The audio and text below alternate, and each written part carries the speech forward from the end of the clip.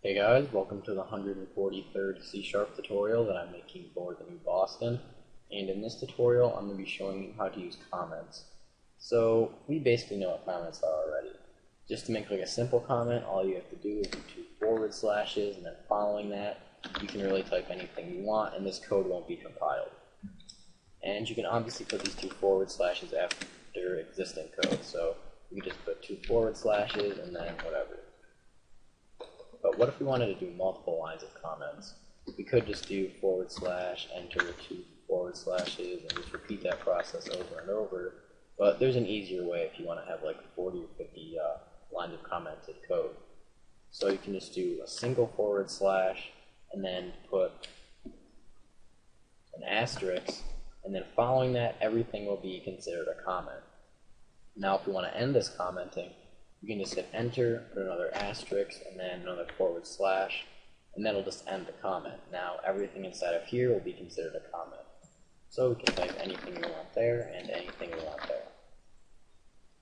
And in order to add another line to a comment, all we have to do is hit enter. So now we can have 50 lines of comments very easily. But what if you want to comment out existing code?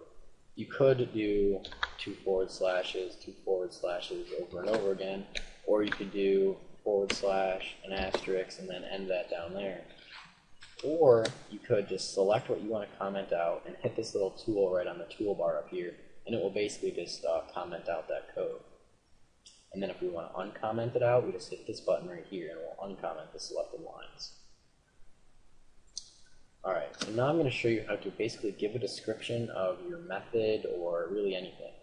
So if we were to just create an integer right here, it would give, an int.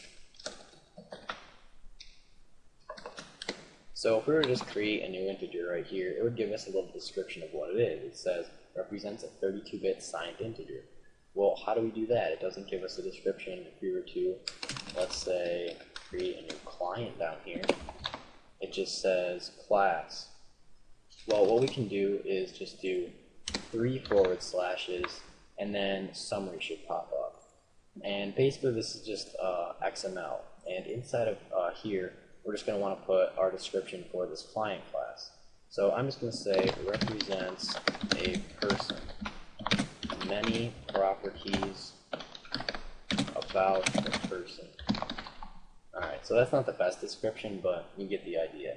So now if we want to see this in action, all we have to do is create a new client right here, and then right under that it gives us a brief description of what it is. It says represent the person, many properties about the person, and that's just what we wrote up here. Alright, so now if we do client C equals a new client. And we could do this for these properties as well. So if we wanted to say, for a summary about this, we just say represents the person's name. So now if we did c.name, see right there, it represents the person's name. And I think it's good practice to give the protection level if it's not public. So we could just say for internal use only. And I like doing this because I right off the bat know that it's internal when I do whatever.name. And then it says, yeah, for internal use only, so that we know that it's internal. If you have a method, you can also do that as well, but there's other things that go along with methods. So if we were to just create a new method called, I don't know, name, right here, and just have it pass through a string parameter, then if we do summary of that, we'll also get something for the parameter. So we can give a description of what this parameter is right here. And I'll just say the person's name, and this will just fix the person's name. I don't know what fix means, but whatever. Fix the person's name. Alright. So now if we do c dot,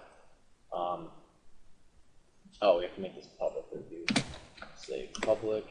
Alright, so now if we do c dot name right here, we see that it says fix the person's name, and then when we click enter on that and do a parenthesis, it gives us a description of what this string S is. It says the person's name. Alright, and then if you were to have multiple parameters like, delete this right here, and if we were to have another parameter like int a, then if we do 3 comments, it would automatically show up for that, or you could just type this in yourself. Alright, so that's pretty much it for this tutorial, so see you guys.